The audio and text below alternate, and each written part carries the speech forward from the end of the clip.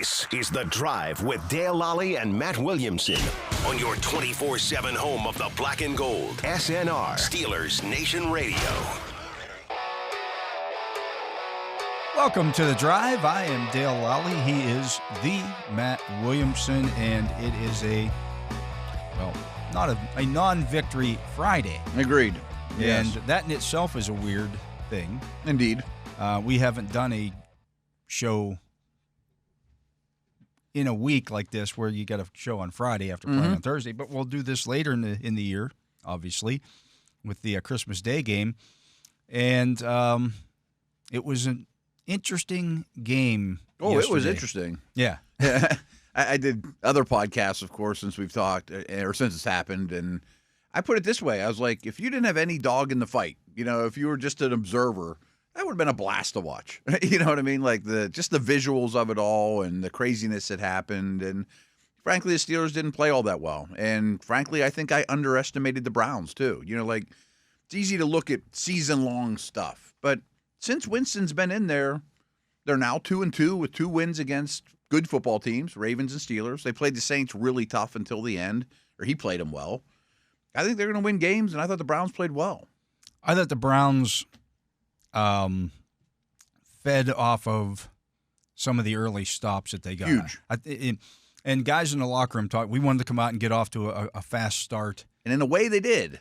They did. They moved the football. They had 2 3 and outs on defense. Yeah, I think they had 87 yards on their first 2 possessions. Like the first 20 minutes of play, instead of breaking it in half, if you broke it into thirds, they had like 17 minutes of time of possession. Yeah. It was something crazy like that. It was what they wanted to do. They had outgained the Browns.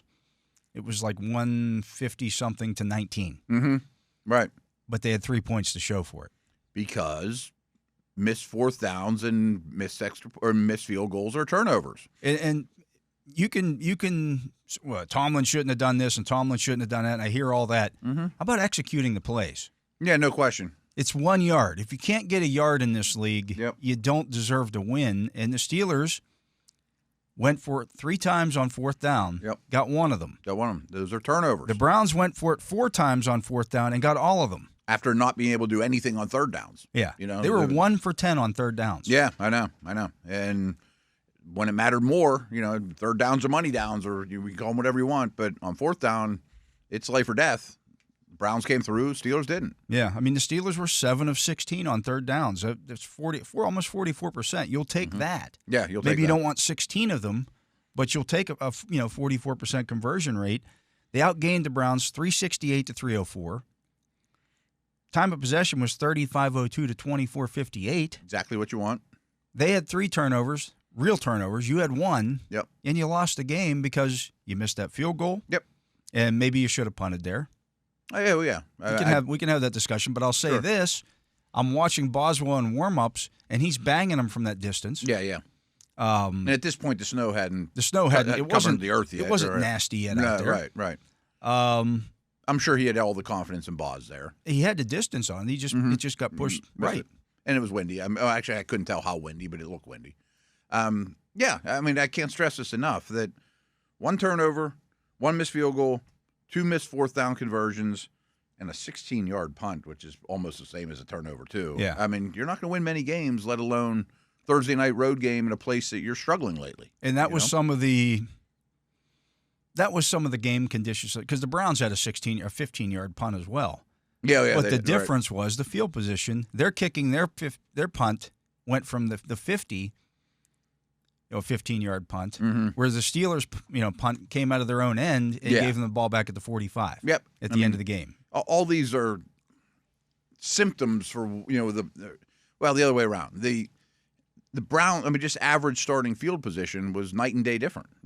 If both offenses played equal, and we could fight if they did or not, the goal to go was way different. You know what I mean? Yeah. And that's why that stuff matters. Now, some of that was self-induced because you did those things. You went for it at midfield a couple, twice. Yeah. You kicked the field goal for a 58-yard field goal attempt. That's going to give it to them. But the Steelers' defense on each of those occasions got to stop, except for the last one after the punt. Except for the last one, right? Which was there was a lot of problems with that game, no question.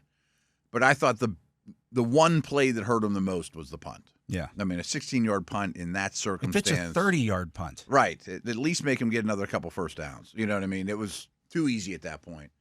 And you got to credit the opponent, too. I thought Winston played a great game. I was really impressed with Judy. Conklin held up really well. Chubb's numbers were bad, but he made a lot of people miss. And he fell forward better. a lot. Yeah. I mean, and he looked better than his numbers. The defense as a whole for the Browns played real well. Garrett was a star, and I thought the Browns played their best game of the year. Yeah, and that was their best game against your C- game. Yeah, I'd say it might have been the Steelers' worst game. I mean, it was not far from their best, that's for sure. That being said, I thought Wilson played pretty well in those conditions. He converted. I was making note of it. There were 4 or 5 third and long conversions that were. I'm like, wow, that bailed him out. And it wasn't just conversions.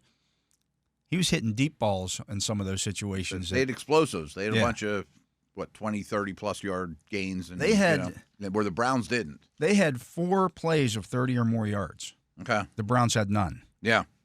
They had 6 plays of 20 or more yards. The Browns had 3. Mm-hmm.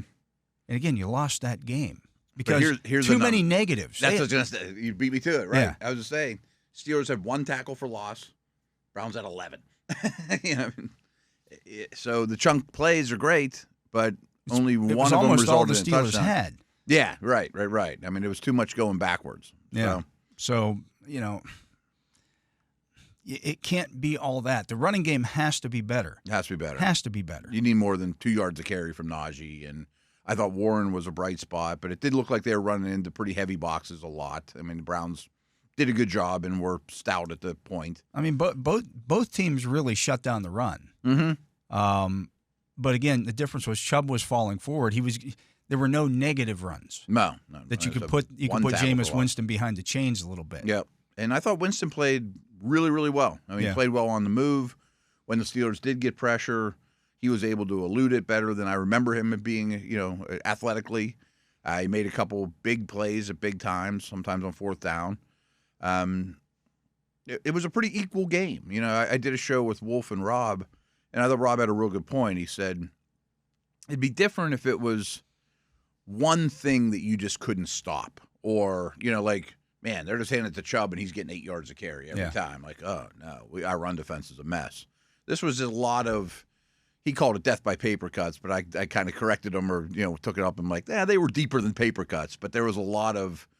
And he compared it to the Colts game. Remember the Colts game? I remember talking post-game going, there was 8 to 10 pivotal plays, and 80% of them went the Colts' way. You know what I mean? Like the play that Winston made where he lobs it just over its fingertips on 4th down. And, I mean, it was a beautiful play. It's an execution play.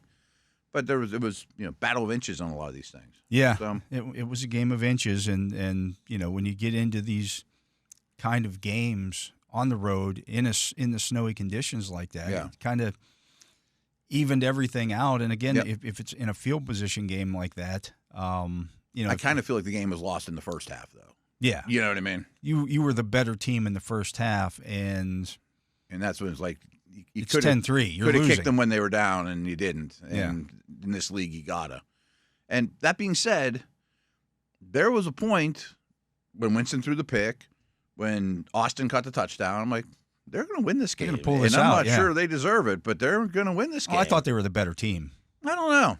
I thought it was I thought they equal. were definitely the better team. I thought the Browns did some good things, and I thought they took advantage of the field position. And credit to them for doing that. But I thought the Steelers were the better team. I thought it was a very equal game.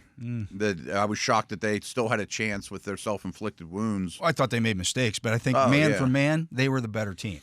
Browns pass rush was way better than the Steelers, though. And I thought the ground game I didn't equal. think the offensive line played well. No, I didn't either. I thought the quarterbacks were pretty equal. Probably give the nod to Winston. I thought he played extremely well, but I thought Wilson wasn't bad. I thought it was an equal. I thought it was an equal game. And if you make that many mistakes, you're going to lose those. Yeah, you made too many, and kind of. I don't want to say they were self-inflicted mistakes, but largely they were. I mean, a missed field goal is, a botch punt is. I mean, it Yeah. doesn't matter who's on the other side. That's something you totally did wrong. Not being able to get the fourth has something to do with the Browns, obviously. Yeah. I They rushed that play.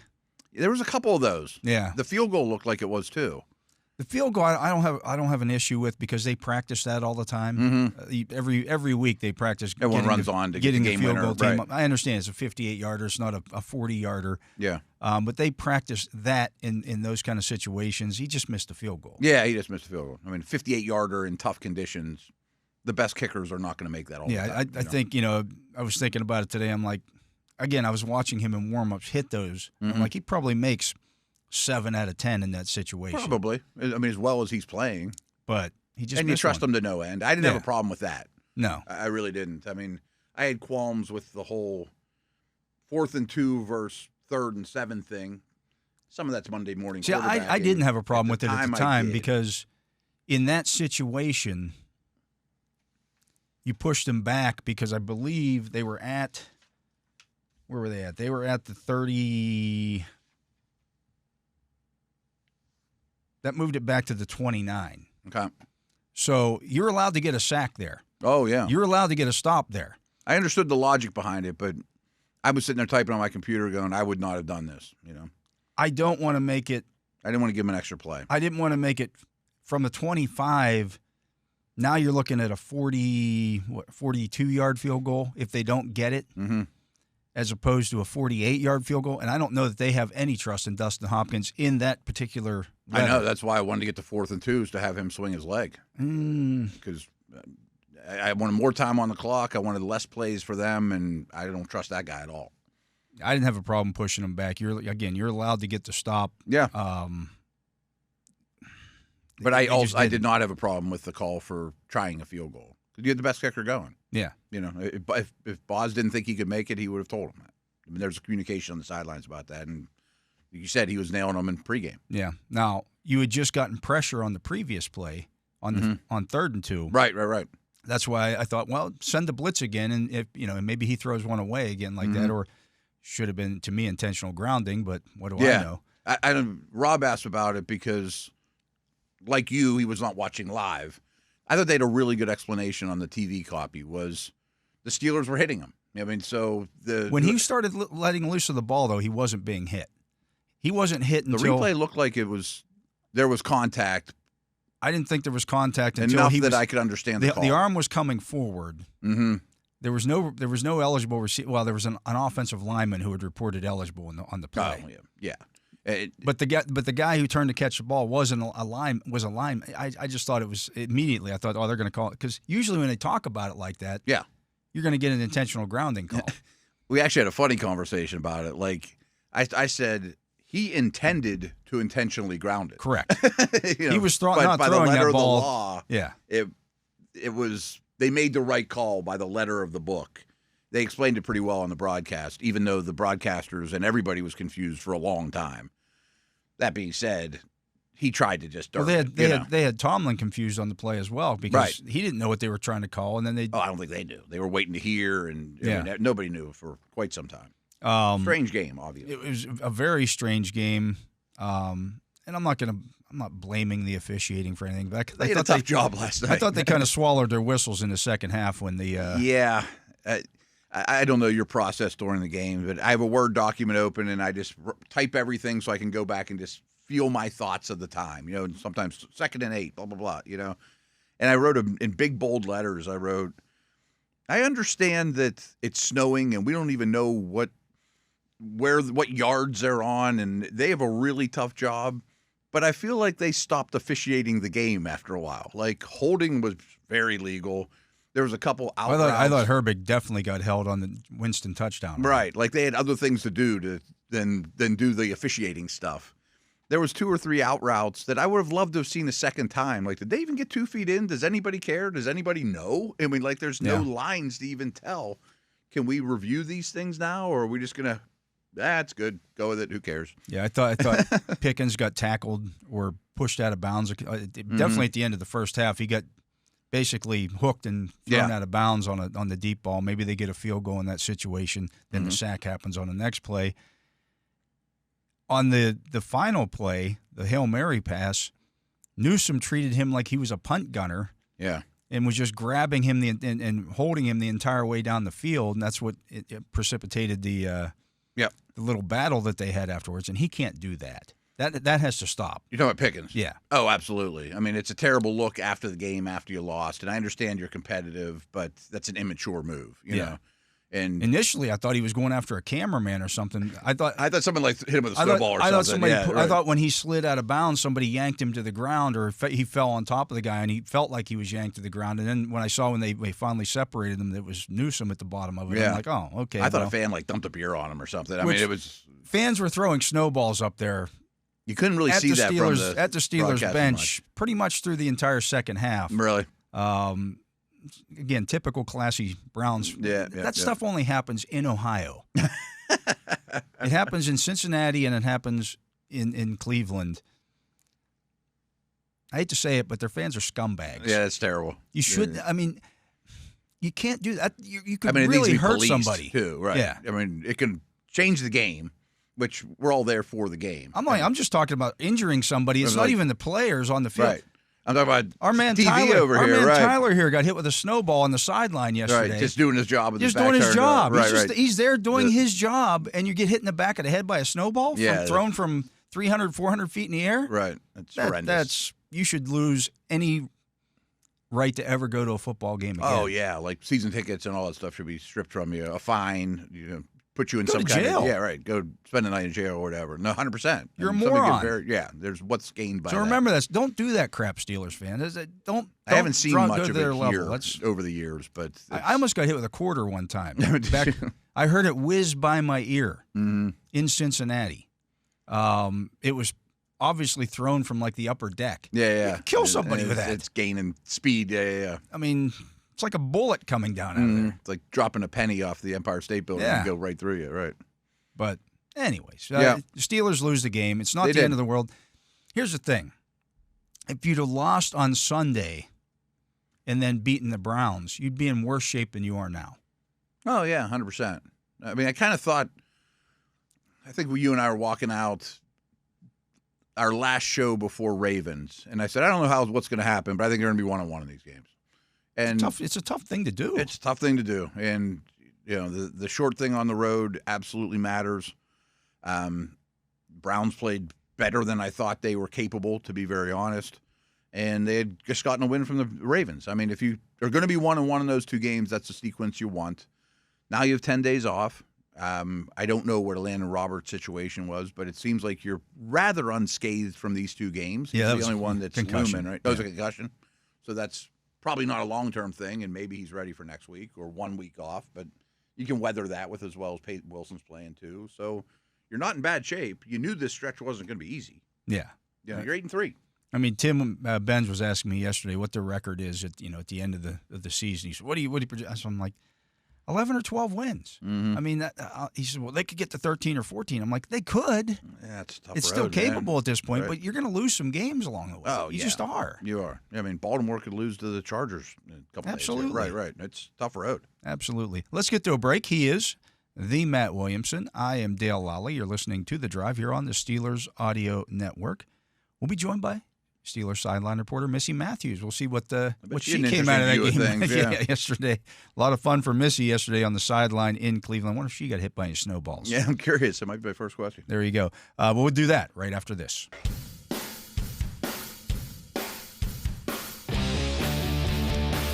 And we are back. I am Dale Lolley. He is the Matt Williamson, and we're joined on the Justin Miller hotline by Steelers sideline reporter Missi Matthews. Missy, have you dried out and warmed up yet? I actually just took all of my wet stuff from yesterday that I had laid out when I got home and threw it in the washer. So the process has started. Pretty memorable evening, I have a feeling. Yeah, it was. It's crazy, Moats and I were doing like a recap show in the Steelers studio today, and to remember that there was really no snow in the first quarter or first half, really, and then you see the snow globe. I know I lived it, but it happened very quickly. Yeah, How deep did it get? It It was hard to tell from TV. by the time the game was over, there was probably maybe an inch or maybe even two on the ground. I mean, Okay. I was would've thought walking. more. I was parked out, beyond the stadium because I drove up and just walking back to my car. I'm like, man, it snowed more than what I thought it did. Obviously, the accumulation started, but as Missy said, it was all in the second half of the game. Yeah, it like happened at halftime. Yeah, so you're talking like an hour and a half to get that heavy of a snow. It was constant. Yeah, it was pretty significant, and it affected kind of the way that the game played out. What was the mood like on the sideline, particularly in the fourth quarter, Missy, as the Steelers took the lead, and then you had the interception by Dante Jackson. Did they think it was over at that point, or were they still pretty much, oh boy, we still got to make some plays here? I don't think they thought it was over. I mean, there was definitely an excitement since you had a 3-0 lead and that quickly, evaporated. And I feel like, the Cam Haywards of the world, he even did it last week against the Ravens. We're not done yet. And it did feel like having, 6:55 or whatnot left, that felt like a very long time and too much time, which it proved to be for a number of reasons. But you just didn't feel good. It was only a 1-point lead at that point. Just talking to players and things afterwards, did you really get the impression that they felt like they let one slip away? Oh yeah. Just on even my bus ride home, some of the players and coaches that were on it, you could just, there was still frustration even when we were in Pennsylvania on the Turnpike and out of Ohio. Missy, was there any reaction? Corliss Waitman has been really good for the Steelers this year, but obviously that punt that he had yesterday, the only punt he had yesterday, what was your reaction to that on the sideline? I mean, did anybody freak out on him? I'm sure he was not happy about it, but because he's a pretty upbeat young man, but that just was a really inopportune time to get that punt in that situation. And along those lines, how did Boz react to Mixon? You don't see that very often either. Boz is it was funny when I saw a replay of it. I was shocked that you couldn't, read his lips of what he normally says. But they didn't have the greatest camera angle on him. But no, he's very automatic and he has no emotion until he does something wrong that he's mad at himself about. He does not hide that.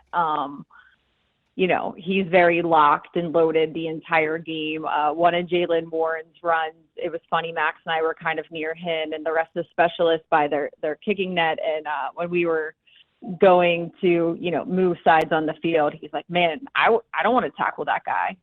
That was like one of the only things that we heard Boz say that was not, just Boz being Boz and doing his routine. I think I was really shocked, honestly, of Corliss Waitman, because as you said, Dale, he's just been so consistent and he has been a non-factor in terms of we're not talking about it being an issue. Even going back to last year, love Presley Harvin, but it became an issue where we were talking about it week after week. When he came in to fill in for Cam Johnston after he had that horrible injury, it was, okay, yeah, this guy's here and we're good. And as you said, just the worst possible time for it to happen. And I think that just fed into the momentum that the Browns were riding high throughout that entire game. What did they have to lose? And it just seemed like they were having fun playing villain. Yeah, I thought so too. And I thought they really gained some momentum, not just on the missed field goal, but when they get the first fourth down stop on Justin Fields. I thought that really kind of fed into that momentum for him. You saw the players celebrating it as they walked off the field. I mean, that seemed to fire them up a little bit. Yeah, I mean, you figure going into last night's game, your only win at home was against the Ravens, and now you add one against the Steelers. If you can't have nice things, why not make sure other people don't have nice things, especially the people that you're close proximity to and don't like very much. It did feel like the Browns were just so emotionally invested on turning it around. Even I saw Jameis Winston's pregame speech a little bit. in the locker room that Amazon Prime had showed of just like, this is our first chance, like, to do this, let's go, you know, and the excitement. And that definitely translated into their play. I thought he was very impressive in this game and kind of epitomizes we got nothing to lose. You know, total gunslinger, right. And maybe it's not sustainable for 17 games when you start 0-0, but I thought he was very impressive in this game. Yeah, it's funny. He's like one of those guys you want to cheer for when they're not playing the Steelers, because he just does have that mentality. He's very, I told Moats this, he's very Arthur Moats-like, where he's always positive too, and vocally positive. And yeah, if it wasn't against the Steelers, I'd have no problem, you know, watching him play and cheering for him as long as it was a different team. Missy, I mean, from the sideline, where was the Steelers' pass rush? What did you see down close? I'll be honest with you. In the second half, I couldn't really see a lot from the press box because it was just snowing so heavily. You're just kind of trying to – I got the binoculars out just trying to follow the ball a little bit just to keep an eye on that stuff. Yeah. But so I couldn't really focus on the pass rush. But were guys just – were they slipping and sliding? Were they not – you know, what was the issue there? That was the most surprising thing in the game to me. Yeah. You know, like if I had one guarantee, it would have been a lot of sacks. Right. And the numbers told you so, especially coming in and just what the edge rushers for the Steelers have been able to do recently. Yeah, it was kind of surprising. I thought obviously Herbig had some splash plays there, and there was the clip of NFL Films putting out, you know, of Jameis Winston's touchdown, and every Steelers reply is pretty much like, oh, there's Nick Herbig getting held, you know. That wasn't even a hold. That was just a flat-out grab as the guy ran by him. You know, as he ran by Fady, I mean, he just grabbed him by the arm and held him. Like, that's not even about as blatant as it gets. That was like the Dante Jackson hold last week against the Raiders, or he just got yanked down to the ground. Like, come on. You got to call that.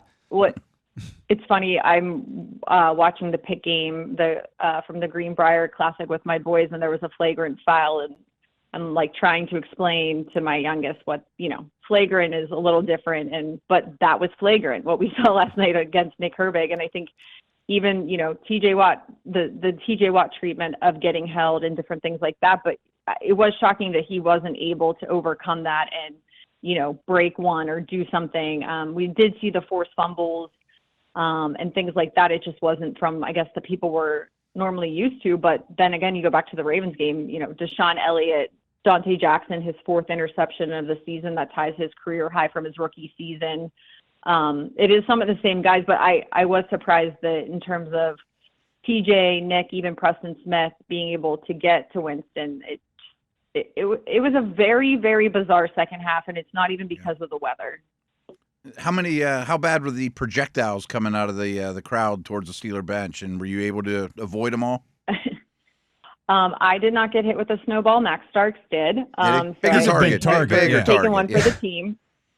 Right, he's a good shield. I don't know that Max would be the guy I would pick out to hit with a snowball, though. Right. Like, don't poke the bear. Like, he's really nice, probably. You know, it wasn't that bad. I think towards the end is when, you know, it really started in like the last couple minutes of the game. Okay. I really started to notice them in the press box. They were coming from up above us. And I'm like, distance, huh? That's dangerous, man. That is just dangerous. Well, yeah, it was weird because when it first started snowing, even in the first half, it was very light flurries. And I just, you know, going back now and watching, you can't even see it on TV. But it did get significantly heavier and faster. And then towards the end, it was almost like a hail / sleet / I don't even know what to call it, because it felt like it wasn't just a nice snow, like it was landing on all of us. So it was then like melting on you, like down your head and down your back. It was not pleasant. Yeah, it was yeah. A hot shower when I got home was amazing. I bet. How bad was the wind? And was it the same pretty much start to finish, or did that change too?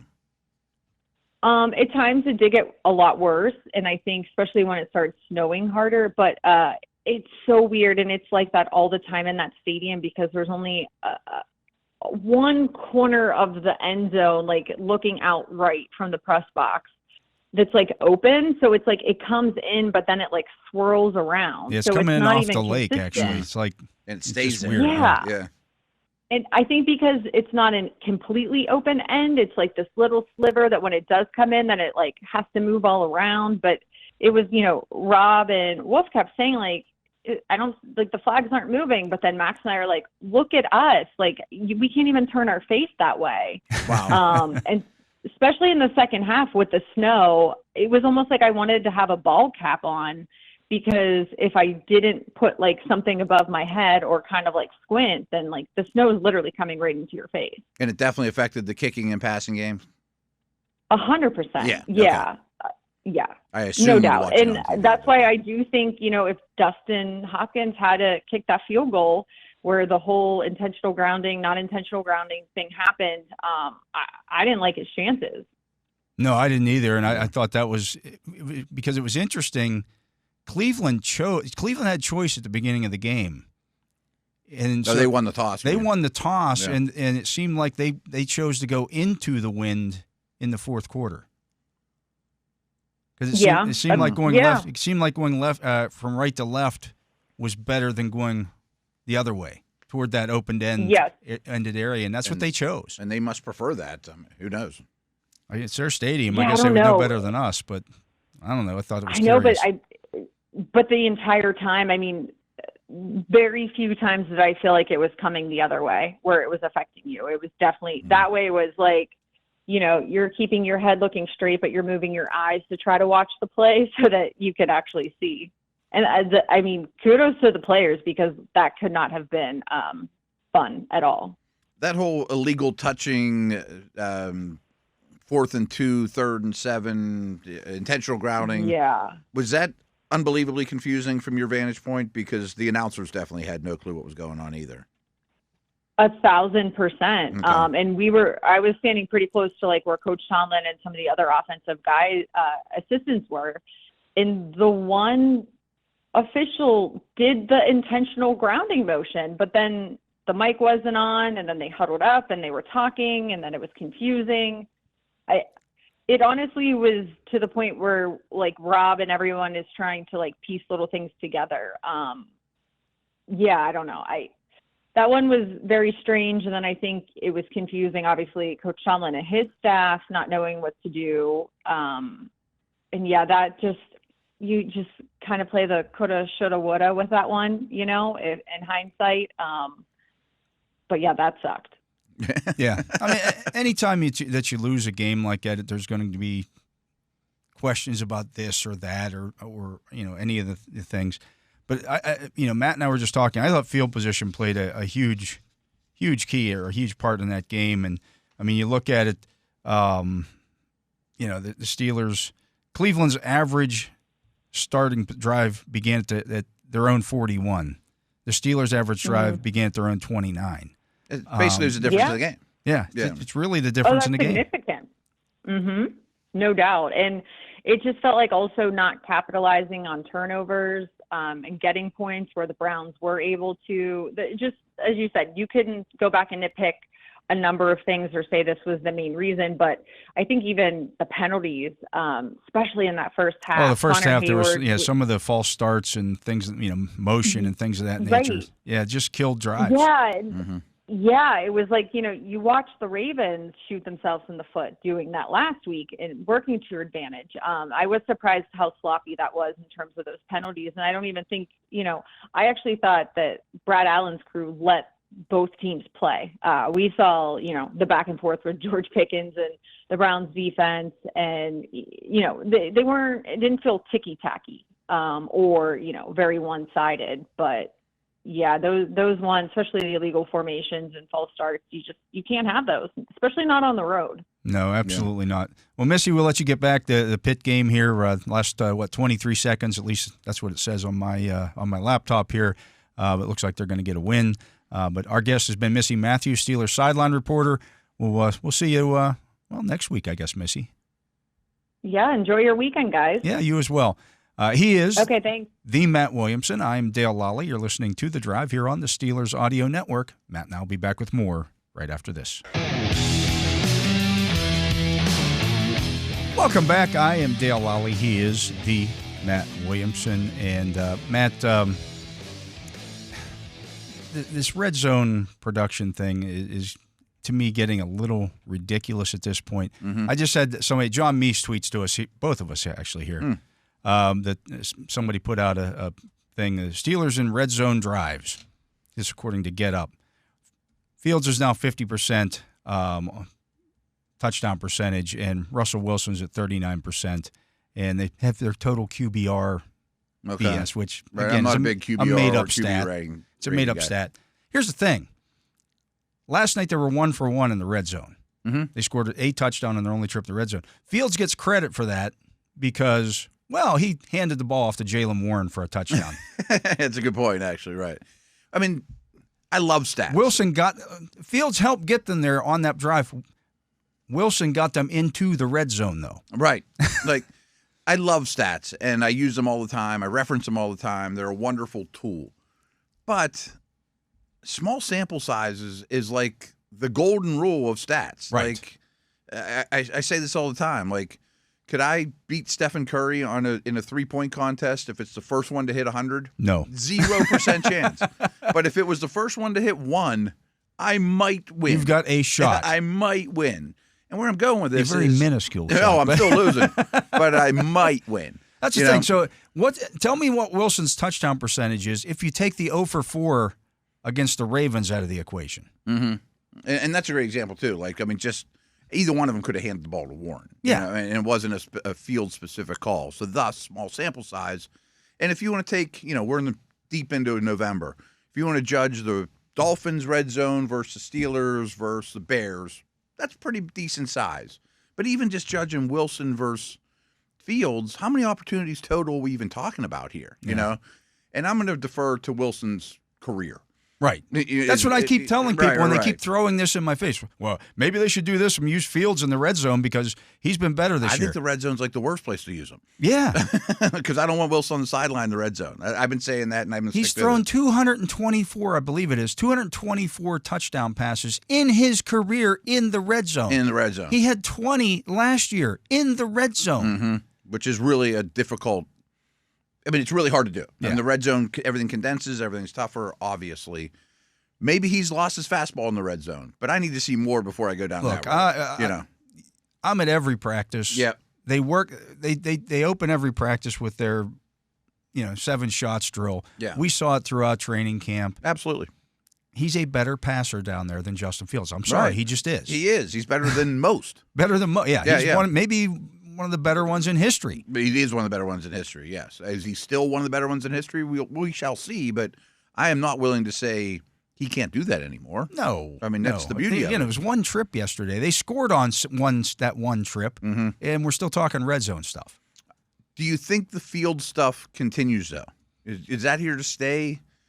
I think it's mostly been a successful, but it's not been a revelation. No. You know what I mean? He had a nice run down the sideline. I mean, it's what the day they signed him or traded for him, I said this is something that they should do with him.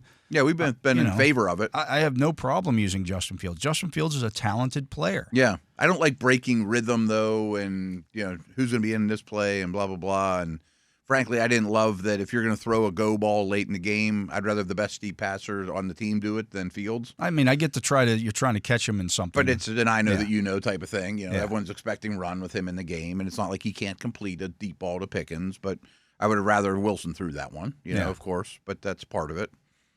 Yeah, so I'm not ready to throw out the baby with the bathwater here and say, Russell Wilson can't play in the red zone. Come on. I mean, if it's a month from now and he still hasn't thrown a red zone touchdown between now and then, let's talk. But really small sample size. Yeah, I mean, their touchdown percentages, and really they're at 50% with Fields or at 39% with Wilson. That's like one difference. Yeah, I mean, that's like 2 trips. Yeah, this isn't when you have 500 at bats. No, right? Again, small sample size, right? And I don't care about the QBR stuff. I don't really either. Right. And I think that factors in running. I don't know that for sure. Yeah, I have no idea, and nor do I care because it's a made-up stat by ESPN. I'm not big on pass rate. If you're gonna say pass rush win rate isn't a real thing that you're not going to believe that, then don't give me QBR because it's the same organization that made it up. Yeah, they just did. No, I never reference it. I never reference passer rating. There's a couple of those I just don't know if it's good or bad, and I don't care to Probably not anymore about it. No. Everyone's trying to come up with a new great stat. Again, yeah, we got to take passer rating and make it even more convoluted. I don't care. Yeah, nobody knows. Nobody even knows how you get passer rating. How's perfect? Like 147, 153.8, whatever it is. Or 158.3. I'm sorry. Yeah, well, how is that perfect? That's weird to me too. I don't know. It's a weird number to be perfect. But it's like pi. Yeah. Why is pi? I'm sure math. somebody could explain that to us. Yeah. All that stuff. But I know there's a. But you think we'll see Fields every game going forward? To some degree. To some degree. I'm not saying he's going to take over a starting job, but he's going to get his jersey dirty. Yeah. I think so. Because too. why not? Mm-hmm. I mean, he's a talented player. What do you think the Bengals are doing right now? They're thinking about it. Prepare. What do we do when Fields is in the game? Yep, absolutely. And that's just something more that they have to prepare for. And about that game, so it's weird to me. The Steelers played the Ravens and the Browns on the short week. Mm-hmm. The Ravens were coming off of additional rest. Oh, the rest advantage stuff is significant. Bengals are off this week. Bengals are off this week. When you get a long week, you finally get a long week right? where you still don't have a rest advantage. No, you're at a rest disadvantage by 4 days. Yeah. Right. I mean, it's one of the many things of this stretch that make it even more challenging. Yeah, it's just some of the unfairness. Not great, right. I mean, and look, there's no schedule that's going to be fair. Of course, in the NFL, but the Steelers really got screwed on the schedule. You know this better than I do, but I think every team has the right to that. They're like a rough draft comes out of the schedule, and you could be like, "Man, this week 2 things crazy," or can you change it? I don't think you can. I thought you could request things beforehand. You can ask, "Hey, we don't want to do this, or we want to play." We're having a like. I think Jacksonville says would love to do 2 back-to-backs overseas. Well, that's fine. A legal bend over backwards to make that. Okay, yeah. You want to play over there? Have at it. But what I was going to say is, how about the next Thursday game between the Browns is here? That would be nice. That we're going to play the Browns again on Thursday. Yeah, that seems like that should happen. 3 in a row that have been up there. Exactly. That's another one that's like, ooh, come on, man. Yeah. Can we do one of those here? What do you think? Next time we do that, the Ravens complained about that a bunch of years ago because it seemed like every time they came to Pittsburgh, it was a Monday night game or a Sunday night game in Pittsburgh. Which is a legit complaint. Those should be more or less equal. Should be. And same with the wrestling. The Ravens wrestling is the one that grinds my gears. Like the Browns open every year at home. Yeah.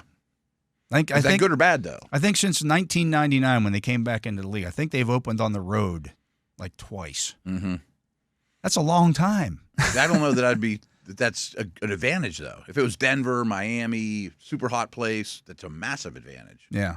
For the Browns, that just means you got to make it up on the back end and go away somewhere later in the year. No, often. Anytime you're getting out of Cleveland, as we saw last night, in November or December, it's not a bad thing. Yeah. And you've brought this up in the past. Every year, there are seemingly 1, 2, maybe even 3 games in Cleveland that are just completely affected by the weather. Massive. I mean, we reference fantasy all the time. It's going to be our next segment. I mean, it's something to worry about 2 or 3 times a year. To start both those defenses, or it's going to be a slop fest more than any city in the league, in my opinion. I mean, like Buffalo might get them, and other Chicago gets stuff. But Green Bay's Green Bay, but not to the point where you can't operate. Right. So this is a bigger conversation we have time for, and I know you lose your cool guy man card and grew up in Pittsburgh and Steel Curtain and weather.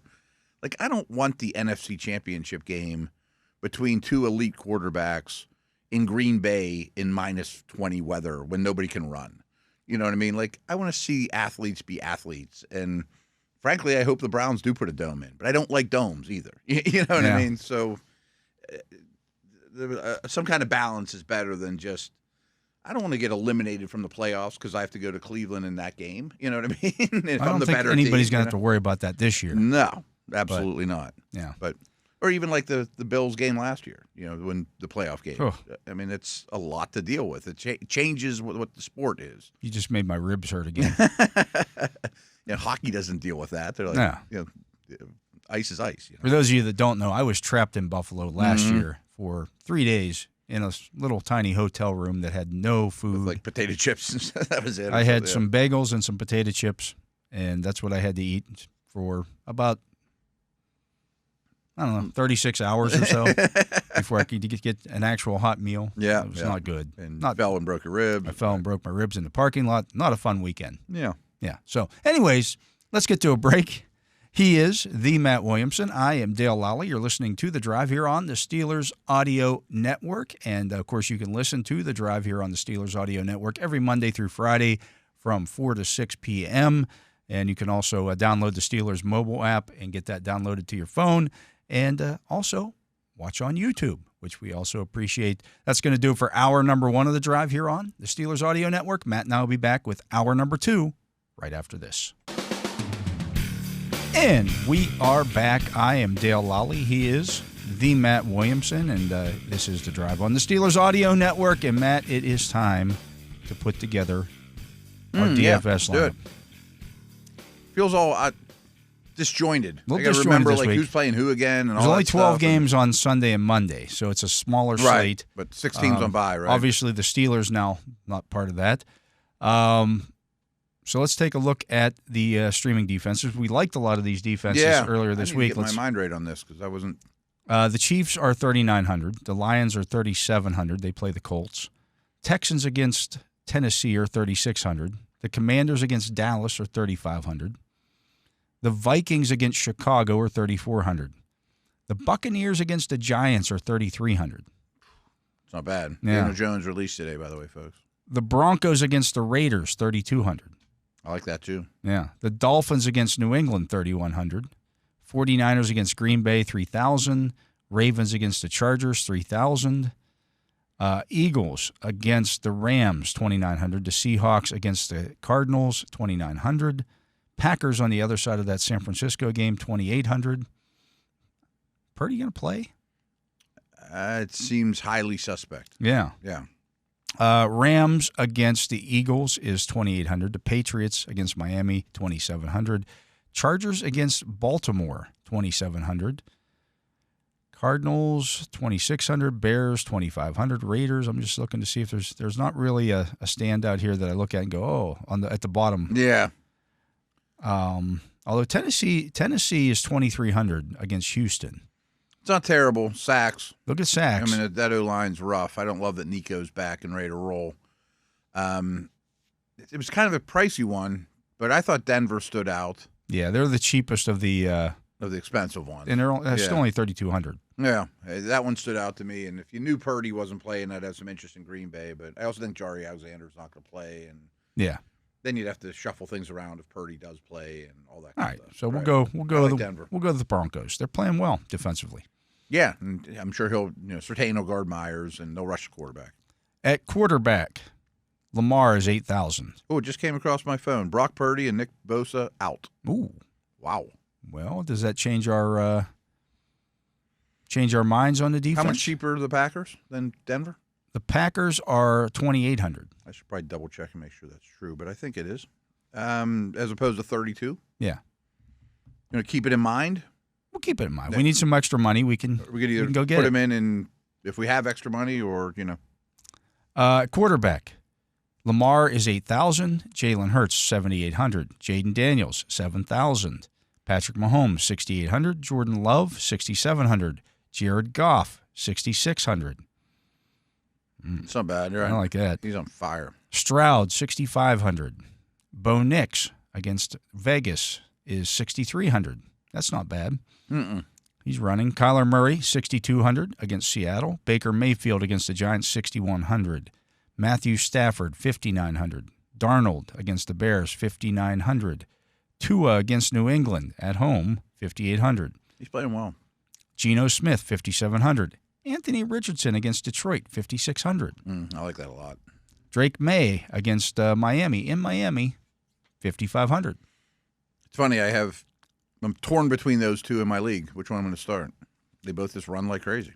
Herbert against Baltimore, 5,400. I was about to Why ask, is he so damn cheap? Why do we every not hear week? his name yet? They throw a lot now, and that pass defense is terrible. Yeah, have they really fixed the pass defense? Or I mean, I don't know. I don't know. I'm willing to roll the dice.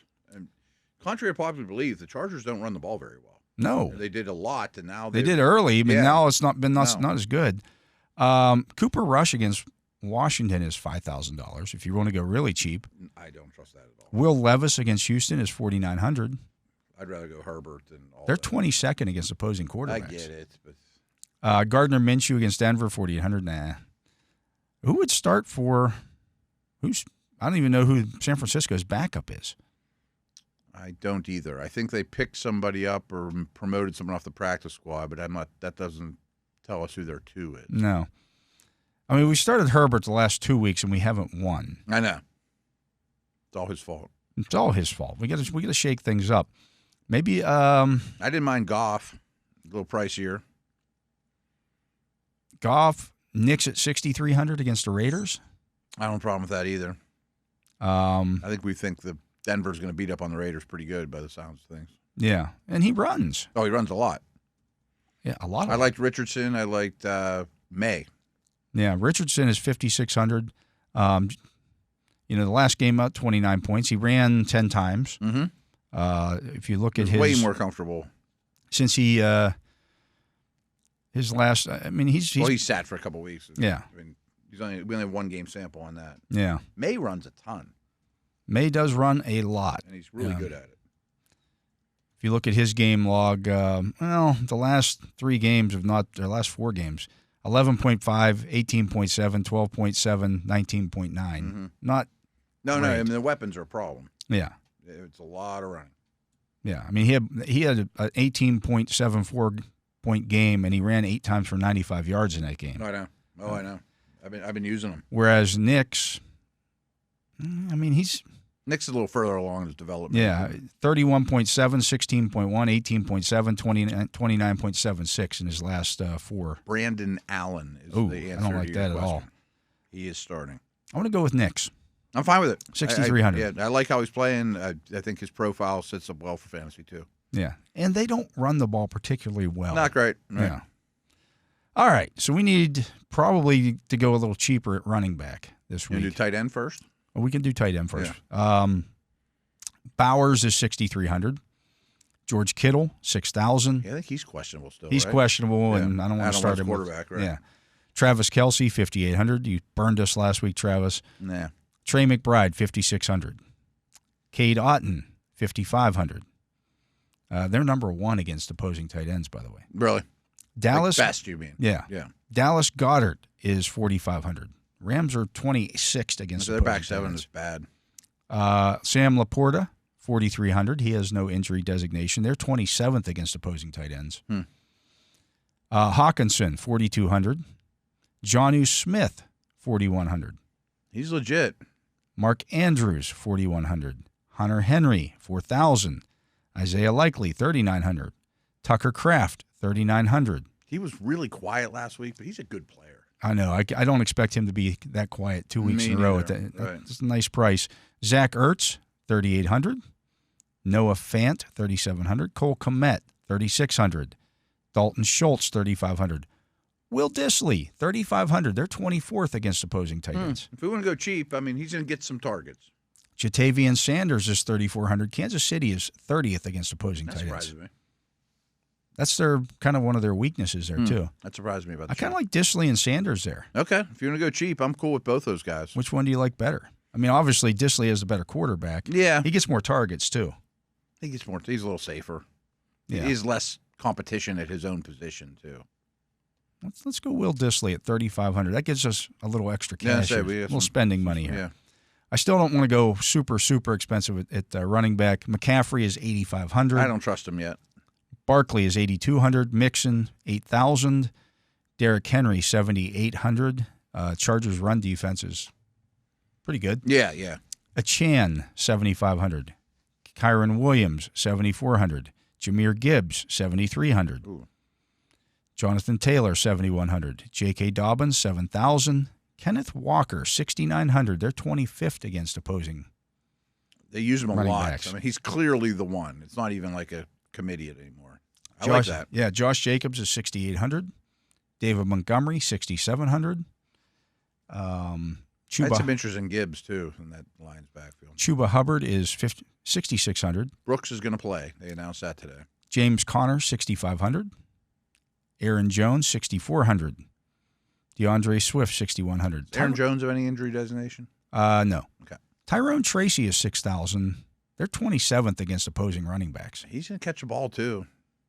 They haven't thrown him the ball like I thought they would. It's kind of crazy. I wonder if they might help that. Yeah, I wonder if that changes now with the. Let's get the young pup some easy completion. Yeah, he was a wide receiver in college. Throw him the football. Yeah. I think that's coming, but it might be next year. Yeah. Ramondre Stevenson, 5,900 against the Dolphins. They're 19th against opposing running backs. Tony Pollard, 5,800. Kareem Hunt against Carolina, 5,700. Kind of the only show in town. He doesn't look good, but it doesn't matter. Yeah. Ekelar, 5,600. Dallas is 29th against opposing running backs. Brian Robinson, 5,600. Brian Robinson yet? Rico Dowdell against Washington, 5,500. There's a lot I like in this neighborhood. Rashad White, 5,400. Bucky Irving, 5,300. I prefer Irving to White. Javonte Williams against Vegas, 5,200. We're pretty invested in Denver already. Yeah. Raheem Mostert is 5,000. Devin Singletary, 4,900. Just looking to see if there's a standout down here. Rashawn Johnson, 4,600. Jaleel McLaughlin, 4,500. Cam Akers, 4,400. I don't think we need to go too much further. Yeah, I think you're.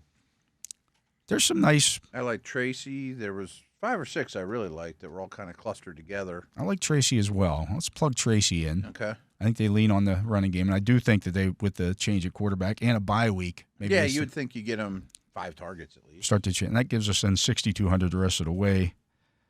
I kind of like Ekelar too. I thought the same thing. Catches the ball. Yeah, crazy. He looks good. He's got a history of scoring touchdowns. Him or Kareem Hunt? Which one do you like? Carolina's Ekeler. 32nd against opposing running backs. I think Ekeler is just a much better player. I understand that, but right. Hunt's going to get the ball 20 times. Who's more expensive? Hunt's $100 more. Oh, okay. So they're right about the same. Yeah, that's why I brought those two. Put them both in? And we could use one in a flex. Yeah. You have a. Are they both below budget? Oh yeah. I thought so. That would allow us to pay up at receiver a little bit here. Mm-hmm. Let's do that, and if we have to decide between the two because we love so many receivers, we'll pull them out. So let's look at receiver here now. Amon-Ra St. Brown, 8,300.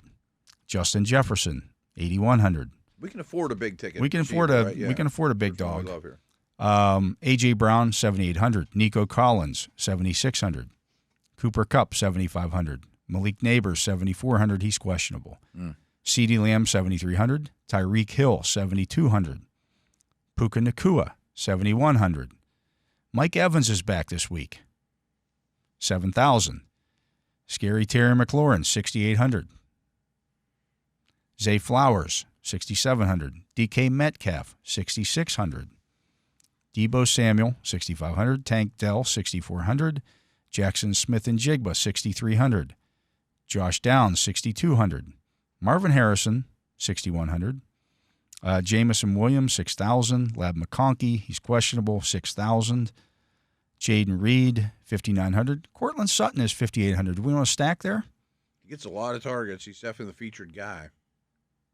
Pretty cheap. That's pretty cheap, and that allows us to even maybe go get a big dog. Yeah. Let's see what that leaves us. Now we can average 6,500 for 2 spots. For 3. Oh, I thought we had a flex filled already. We haven't put the flex in yet. Oh, okay. I put Hunt in there. We really could afford maybe 2. If I put Hunt in the flex, or I put Ekelar in the flex. Where's Ekelar? He's all the way down in the 5,000s. Ekelar in the flex. Where's he at? Austin Ekeler, 5,600. Now we can spend we have $13,900 to spend on 2 wide receivers. The pricey guys, Nico was my favorite, but there was a lot of attractive ones. Yeah. I like Amon-Ra St. Brown. I mean, he's so consistent. Just gets peppered with targets. Nico Collins is really good. Our luck lately, a couple doubles would be nice. Yeah. You know what I mean? I'm fine with St. Brown. I mean, he's just, to me, the safest guy out there. I mean, you just look at the production. They catch a touchdown every week. You're not going to believe this. My laptop just shut down. Oh, no. You got to be kidding me. You got to be kidding me. You're having issues. It's tired like everybody else. Yeah. It did this to me in the middle of the game last night. Did you lose it? I'm writing the game story as the game is going on. I have to file that as soon as the game is over, and my laptop shuts down because my power cord is crapping out on me here. I got a new one coming in, but that's not helping us right now. At the moment. No, it does not. Do you think we lost all that? Probably. Probably, yeah. That's a winner, too. That was going to be first place. Well, I'll enter it back. I remember what it was. But, yeah, I think, like, between Amon-Ra St. Brown and Nico Collins, we would still have enough money to get something decent. Something really I think good. We should get a big-ticket receiver. Yeah. And St. Brown, to me, is so safe that we've been burned a lot this year. No doubt. I'd love to get just a leadoff. Of course, if we'll put him in and he goes and gets hurt. Of course, but oh well. But yeah, so he was. What was he? 8. He was 8,000. That would leave us another 5,300. We could still pay down if we wanted to get a little bit more to go get one of those $6,000 receivers. Yeah, or we go Nico Collins a little cheaper, and then you can get.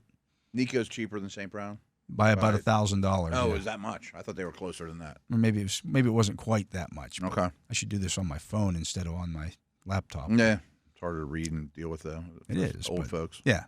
I don't know if when I kick this back on here, we'll remember where we're at or not. If it will go back to that page or not. I have no idea how that works on DraftKings, but yeah.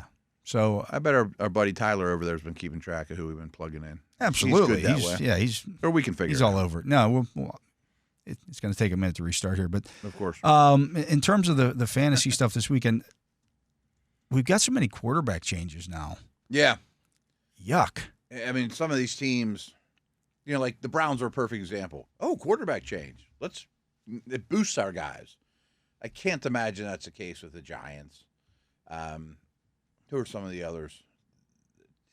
It's a time of year where how long is Cooper Rush's leash? Things like that too. Like, I will say this.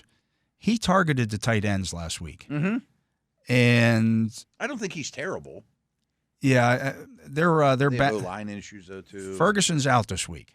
Mm-hmm. If you wanted to pivot to a really cheap, you're struggling at tight end. Yeah. The kid that they got, Schoonmaker. Yeah, isn't bad. No, it's an easy throw for a quarterback to get it out of his hands. It could be really, really cheap. Yeah, it wouldn't surprise me if he catches 3 or 4 balls this weekend. Yeah. And in today's tight end landscape, that's. I mean, for what he has to cost in DFS, he's got to be next to nothing. Yeah. There's always tight ends in that nature that you can kind of get cheaper. We went cheap with Disley, but you having issues here, huh? It's just not working. All right. It's a long night. I didn't get to bed last night till 5:30 in the morning. I'm up writing my 10 thoughts after the game. I actually drove back from Cleveland and wrote at my house. I figured rather than stay in Cleveland an extra night. So how long do you have to hang at the stadium? I got out of there right around 12:30. So what's your post-game responsibilities if you're go to the locker room, then I come back up, I take a look at the game story that I was writing as the game went on, make sure I got everything correct in there, and add some quotes into it from the locker room and stuff, and then hop in the car and I hopped in the car and drove home and write the rest of it and proofread. Write the rest of it, yeah. And I'm sure getting out of there was wonderful. Oh, it was a joy, an absolute joy. Yeah, sure, it was moving real nicely. Yeah. 20 miles an hour on the interstate as you're trying to get out of there because there's bumper to bumper traffic and lovely. It was great. Fantastic. How about this? Why don't we go to break? Let's do that. Yeah, it seems like a pretty good time to do so. He is Matt Williamson. I am Dale Lolley. You're listening to The Drive here on the Steelers Audio Network. Matt and I will be back with more right after this. And we are back. I am Dale Lolley. He is the Matt Williamson, and we did get our fantasy lineup back up and running here. Made some changes in the break, too. Made some changes. We did pivot to Isaiah Schoonmaker at 20. That's not his name, but that's close enough. Luke Schoonmaker. Who's Isaiah Schoonmaker? He's somebody, too. I don't know. That's the first Schoonmaker I've ever met. Luke Schoonmaker is 2,500. There's an Isaiah Schoonmaker. I'm sure there's plenty of them out there. He's a basketball player. Yeah. But 2,500 for him. Yeah, let's do it. I mean, he's a starting tight end. He's going to start this week, and they're going to throw the football. Yeah, they don't have a lot of weapons. They don't. How many people are they going to put on CD Lamb? I bet he catches 4 passes. we would win then, right? Yeah. I mean, that's a definite win. That's a big Yeah. win. He So catches two, we're probably Bo Nix at quarterback at 6,300. Tyrone Tracy at one of the running back spots at 6,000. Kareem Hunt at 5,700 against Carolina. Cortland Sutton to stack with Bo Nix. Clearly his number one target. 5,800. Nico Collins at 7,600. Tyreek Hill at 7,200. That's our big tickets. Schoonmaker at 2,500. Austin Eckler in the flex, the Broncos defense, and we still have $100 left over. We got two big ticket items at the wide receiver position. Those guys are money. Better be. I'm locking it in. All right, I like it. Okay. It is locked and Made loaded. some changes there in the We'll get that to Tyler here in a minute. But it is now time for us to take a look at this week's games. And as I mentioned, it's kind of a not a full lineup of games. I mean, we obviously have one in the book. We got 6 teams on bye. So there are some good games, though. There's some good ones. There's Yeah. some bad ones. Yeah, there are. But I'm excited about the Harbaugh Bowl, and there's some good stuff. And all of a sudden, Niners Green Bay doesn't look quite as fun quite as as it used to be, promising. right? The Vikings at 8-2 are at the 4-6 Bears. This is a 1:00 game. Minnesota favored by 3.5. The over under 39.5. So do we think the offensive coordinator change in Chicago has solved all the problems in the world? Or was it just a boost? Probably somewhere in between. But Flores is going to be problematic. I mean, just in terms of how aggressive he is. I like the Vikes in that one. I do too. There aren't a lot of games I love against the spread this week, to be very honest. But if we're leaning in one way or another, they're getting things figured out a little bit. Yeah, there's not many that jump out at me. That's on the road. It could be weather. I am assuming there's some sort of weather. I don't love how Darnold's playing, but I think the Vikings. Yeah. I think it was a little better last week, but This could be a Steeler-like game, though. Good. I don't know that the Vikings are a great team. Oh, I don't think so I either. think they've been squeaking by, but yeah, I do like the Vikings. What was the spread again? 3.5. Yeah. It's a good spread. I think the spreads are really dead on this week. The Lions are at the 9-1 Lions are at the 5-6 Colts. That's a 1:00 game. Detroit favored by 7. The over under 49.5. This is a spread that I like because the Lions. I like the over. The Lions just put it on teams. They do.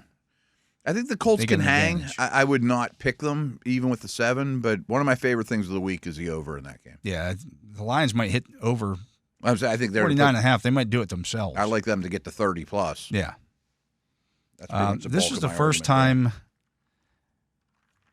since 2017 that the Colts were 7-point underdogs at home. That was against the Steelers in 2017. there. Yeah, 7 at home. It's a lot. Lions are really hard to bet against right now, to say the least. At 3-8, the Patriots are at the 4-6 Dolphins. Miami favored by 7.5. The over/under 46.5. I think it's a really good line. I think a lot of Tua's points. playing well. I'm a big May fan. I could easily see a backdoor cover. Dolphins I do think really need to win this one. I I think know. they do win it. And I think they could sneak into the playoff conversations here in a couple weeks. I'd probably go Miami, but I don't love it. Yeah. I'm going to say that a bunch. There's a lot of these lines this week I think are really tough. The Buccaneers at 4-6 are at the 2-8 Giants. Tampa Bay favored by 6, coming off a bye, as are the Giants. The over/under 41.5. Unless there's extreme weather or something, I think Tampa rolls those guys. Yeah, I do too. Mike Evans expected back for this one. They should run all over them. Tommy DeVito, not the guy that was in the Four Seasons, is the quarterback. I don't think this is like You Winston. might be better off with Tommy DeVito from the Four Seasons. He was a tough little SOB. Was he? Oh, yeah. I didn't know his history. Is he beating people up on stage or what? He was in prison a few times. Oh, okay. He was a- That's like Leonard Skinner's lead singer. You didn't mess with him either. Tommy DeVito is a tough throw. Yeah, he was Jersey boy. I like the Bucs in that game though, I do too. pretty heavily. Yeah, Tommy I mean, DeVito's not good. No. I think they're trying to tank. Yeah. At 3-7, the Cowboys are at the 7-4 Commanders. Washington favored by 10. I know. And the over/under is 45.5. Boy, it's a lot. It's a lot of points. And I think Parsons makes that defense a lot better. Washington's come back to earth a little bit, but they're coming off a bye. Are they 10 points better than a division foe? I guess I'd take Washington, but I wouldn't touch it. Yeah, I don't love it. But if this game does turn into a blowout, I think certainly the Commanders are capable. And they've lost 2 in a row. I know. So maybe this is an opportunity for them to, hey, we're I think the bye is good for Daniels, and I'm not sure he's been 100% the last couple of weeks either, physically. Yeah, I think the ribs are much better now. They get Robinson back. Oh, there's a lot of good momentum stuff for them, except that they've lost 2 in a row. I think I like the Commanders big in this one. Do you? I do. I would take them if I had to pick the 2. Yeah. Dallas is in a bad place. The 9-1 Chiefs are at the 3-7 Panthers. Kansas City favored by 10.5. The over/under 45.5. I wonder what the games are going to be in Pittsburgh on Sunday. I haven't even looked. But this is you mean the games that are on TV? This is not an attractive 1:00 window. No, it's not a great week. I mean, some good teams on bye. Obviously, we're not getting any Steeler action. I like Carolina. The AFC North teams, Cincinnati's on the bye. Off, the Steelers and Cleveland just played because one of those would usually be, and then Baltimore's Monday night. You're not getting that. Right. Sunday's going to be going to be like, what games are we getting? We're getting a national game. Red zone in it like crazy, obviously. I guess the Chiefs win big. They never beat anyone huge, but they really just don't. Lost. But I think their defense will really. Yeah. The Panthers' offense is predicated on their ability to run the football. Mm-hmm. I think they'll struggle to do that against the Chiefs, and that means it's all on Young's shoulders, and they're not ready. He's not ready for that. They don't have the weapons for that. No, and I just think the Chiefs, they didn't get embarrassed, but they got dealt their first loss. They're going to come to play, but all that being said, they'll probably win by 10. Yeah. Instead of 10. Here's a question for you. Do they bring Pacheco back for this game, or do they wait? Well, I hope we not. Have Hunt in the lineup, so we'll need to I've heard no news on that whatsoever. I mean, he wants to come back, but I would not bring him back. There's no rush. We need to pivot off Hunt if he does. Yeah, absolutely. We'll just go to Ekeler see what else in the running back, and maybe throw Brian Robinson in. No, okay. He was right there with him. Yeah. I think the Chiefs blow these guys out. I do too. The 2-8 Titans. This is also a 1:00 game. 2-8 Titans at the 7-4 Texans. What's the spread again? Houston favored by 7.5. The over/under is 40.5. I thought it was over 7. I'd love it to be under 7. Yeah, but I also think that Levis is going to throw 1 or 2 to the other team. Will Anderson's back. Hunter's playing really well. I don't like the Titans' offensive line at all.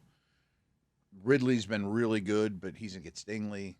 I think it's a bad matchup for the Titans' offense. Stingley's okay. You keep talking about. I'm a fan. I think he's a good player. I don't know that he's a great player. I think he's a top 3 corner. Oh, okay. Yeah, Surtain's ahead of him, but not many more. Moving to the 4:00 window, we got the 6-5 Broncos at the 2-8 Raiders. You've got Denver favored by 6. The over/under 41.5. That's one I do feel good about. Denver all day long. Yeah, the Raiders seem like they've given up the ghost. Yeah, I think they're in a really bad spot. Yeah. That's actually one of my favorite picks of the week. How about this? The Raiders have lost to 7 straight rookie starting quarterbacks since 2020. Wow. That's really hard to do. I mean, that's bad. Think about Tomlin's record. Tomlin's, 26-5 or whatever against rookie quarterbacks? And a lot of those rookie quarterbacks are like the backup because someone's got – I mean, we've had so many starting quarterbacks over the last couple of years. Rookies have been thrown in there. I mean, that's terrible. Yeah, it's not good. No. Broncos 4-0 against the spread as favorites this season. They've covered 5 straight games in that role. I think. Yeah, people don't realize that they're good. I think they do again. Yeah, I do too. Well, I guess this will be the national game at 4:30. The 5-5 49ers at the 7-3 Packers. But no Purdy. Green Bay favored by 2. The over/under 47.5. Well, I bet that changes. I definitely like Green Bay. It's probably moves up to 4 or 5 points. Yes. I mean, considering the drop-off, it's Allen. I mean, it's not even like a brand-name guy. Debo hasn't looked good. Bosa's out as well. Yeah. I mean, that might be a total blowout. Yeah, I think the Packers roll them. Yeah, coming off a bye. Is that the end? That would drop the 49ers to 5-6. That might be the end of the road. Yeah. I mean, maybe they could still win the division. They could, but they could also end up being 4th in the division. Yeah. I mean, they got a lot of people to climb over, too. Yeah, absolutely. It's 6-4. This is a big game for them, actually. 49ers. Oh, it's you huge. Get the 6-4 Cardinals at the 5-5 Seahawks. It's 425 game. Arizona favored by 1 in the over-under 47.5. I think that opened with Seattle favored by 1. It did. And it's moved all over. I don't know what to think of this Seattle I know, team. me neither. I mean, it's just such a young coach, and it's a tough place to play, but their home record isn't as good as you think it is. The Cardinals play there every year. It's Yeah. not like they're going to be surprised. I think the Cardinals' offense is the best unit of the group, and the defense plays hard. I think they get a win. On the road, I would stay away, but I think I'll it'll be a fun go with game. the Cardinals as well. I think they just have a little bit more. Yeah, I tend to agree, but I think that's a fun game to watch, not a fun game to bet on. The Sunday night game. The 8-2 Eagles are at the 5-5 Rams. Philadelphia favored by 2.5. The over/under 48.5. Do Philly fans take over that stadium again? That's another one I feel very strong about. You know, the ones I like a lot this week are Denver, Philly, and the over in the Lions game. I think Philly's really good and on both sides of the ball. Yeah, I think they beat them up, and the Rams defense just isn't.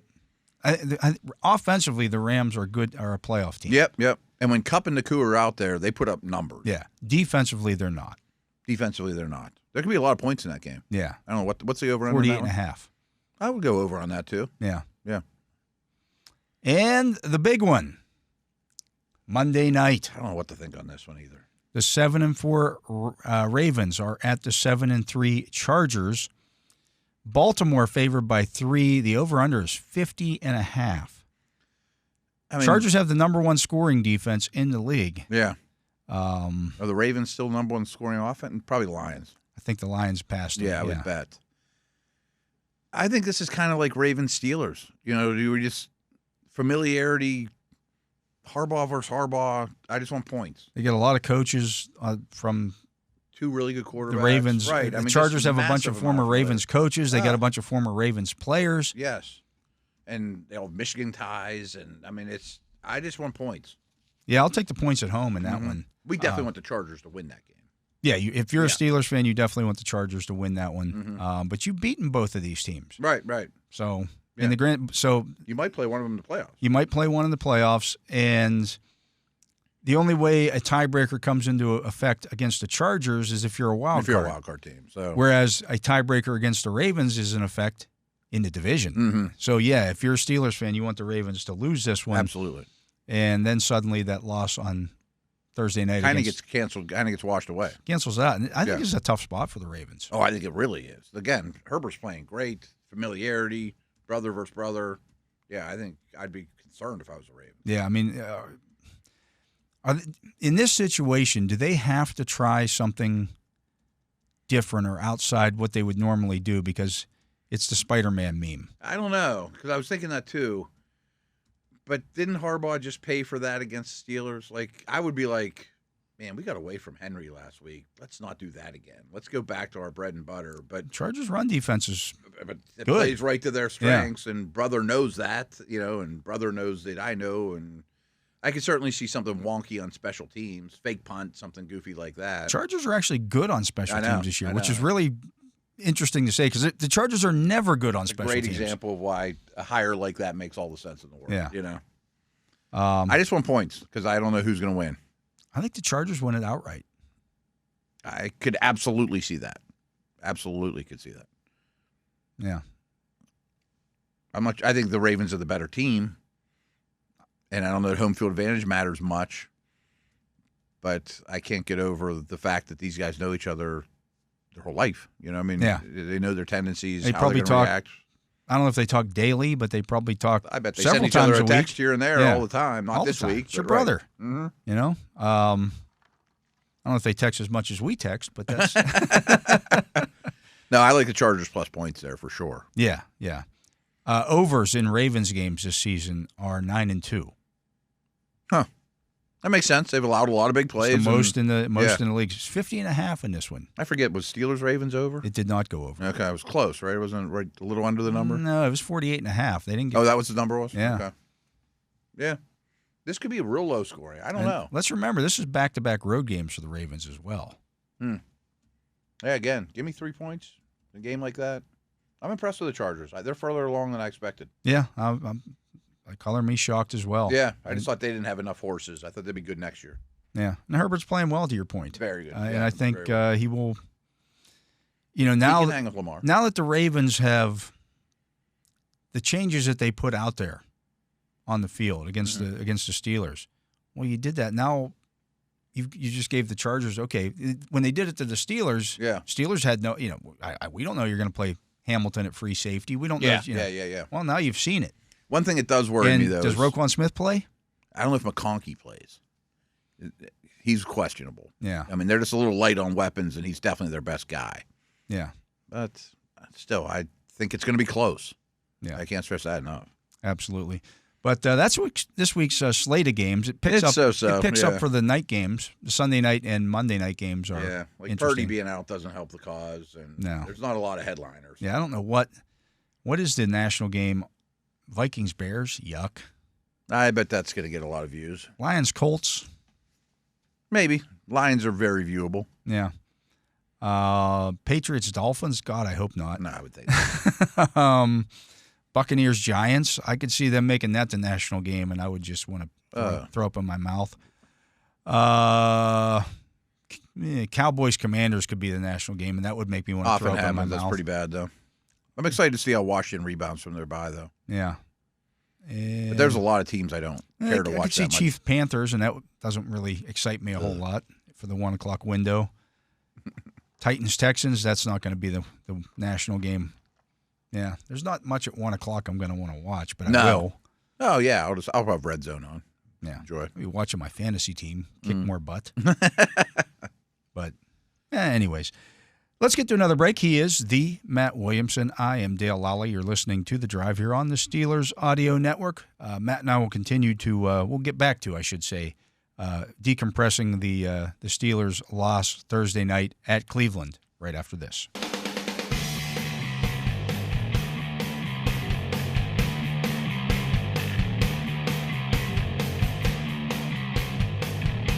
Welcome back. I am Dale Lolley. He is the Matt Williamson, and this is The Drive on the Steelers Audio Network. And just getting back to Steelers-Browns Sunday night, or Thursday night, I should say. And my brain is just not working today. Yeah, you had a long one.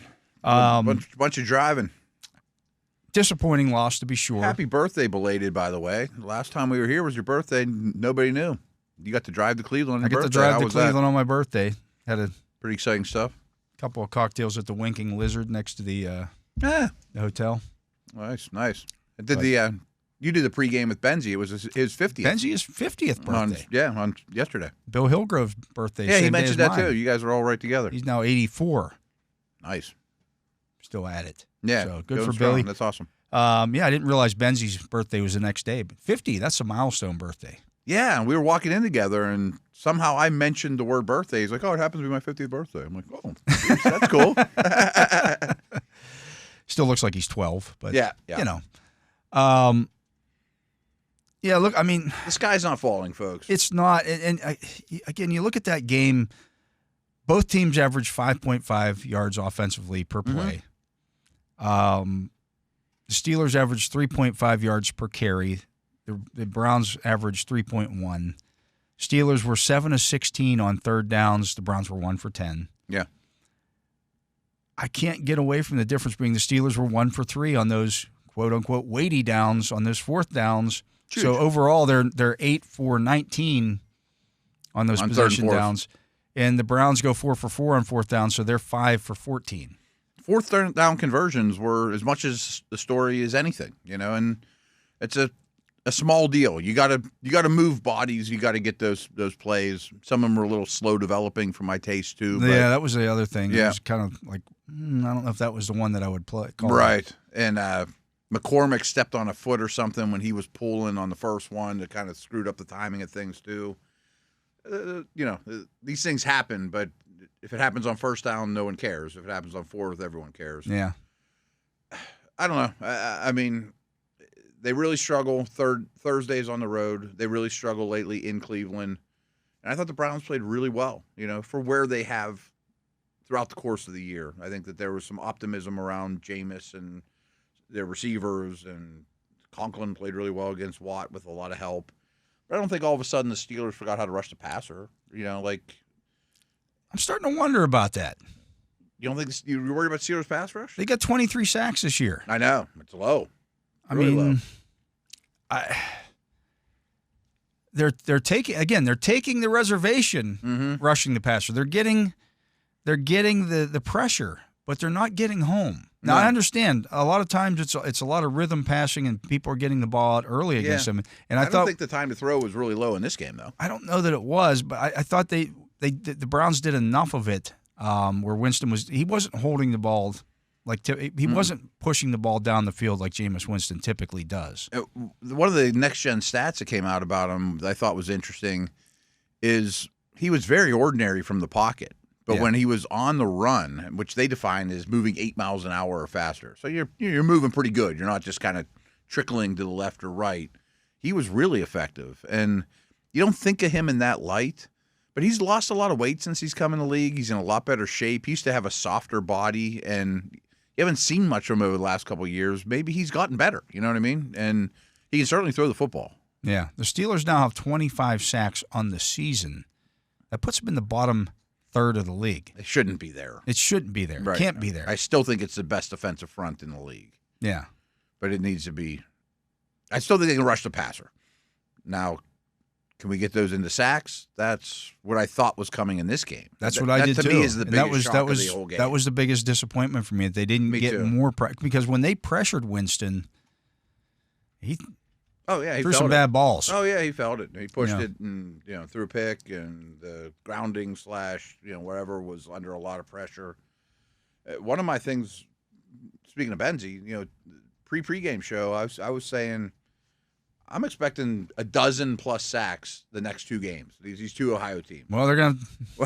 They got a long way to go. Now, I think Burrow's going to get his share of hits too. I'm not going to all of a sudden think that they're going to get 1 sack against Cincy, and I haven't broke them down much, but their line's not very good. I just thought these pocket passers would be sitting ducks against what I think is a great pass rush. Yeah, but I do think the weather affected that some. Oh yeah, the second half, neither team was rushing the passer. Great. Yeah, right. All 4 of Cleveland's sacks came in the first half. They didn't get to the quarterback in the second half. Yeah, I mean Steelers got some pressures late, but it's obviously a lot harder to do. I'm just looking. It's harder to change direction. I mean, get off. Part of the problem was Winston only threw the ball 11 times in the first half. Okay, yeah, right. And it was 11. It was both those guys were hardly hit the ground the first half. Yeah, guys, right? I mean, Wilson, I think, hit on his first 11 passes. I think so. Yeah. I think his first incompletion was a throwaway. Yes, I'm pretty sure it was. But Winston was 9 of 11 for 78 yards in the first half, so he wasn't pushing the ball down the field. No, it was a lot of sideways stuff. And I think they realized in the second half that the pass rushers aren't going to get home in this instance, in this situation. And that's Jameis's DNA. Yeah, let's start. We can go down the field a little bit more. I'm starting to come to the conclusion that Jerry Jeudy's better than I thought too. I mean, I thought he played well, and I always thought, why'd the Browns go after this guy? Why'd they give him that money? Starting to get that investment back out of him. He's not a superstar. I mean, he's never going to live up to his draft status, but I thought he played a good game too. Yeah. No, their receivers are good. It's a solid group. Yeah, it's a solid group. Yeah. And they had some drops too. They did. I mean, they definitely had some drops. They did. How about the game Elliott played? I mean, playmaker. And so I mentioned I did that show with Wolf and Rob, and we finished it just by saying, who are a handful of guys you were really impressed with in this game from the Steelers? End on a bright note. And some of the names I came up with were Warren. I liked Freiermuth's usage. He played more snaps and used more. I like the fact that he was used more. Yes, exactly. In the passing game. I hope that's a sign of things to come. Yeah, 4 for 59 because it can't all be Pickens. No, they need to find more. And I don't know if Mike Williams is ever going to be that guy or what. He was out there some, but not a major difference maker. And they use Pickens on a couple more in-breakers and some quick slants and things like that. They have to attack the middle of the field more because it's there. Yeah. It's very much there. Some defensive guys that stood out to me, too, were another really good Queen game. Elliott, Jackson, Herbig.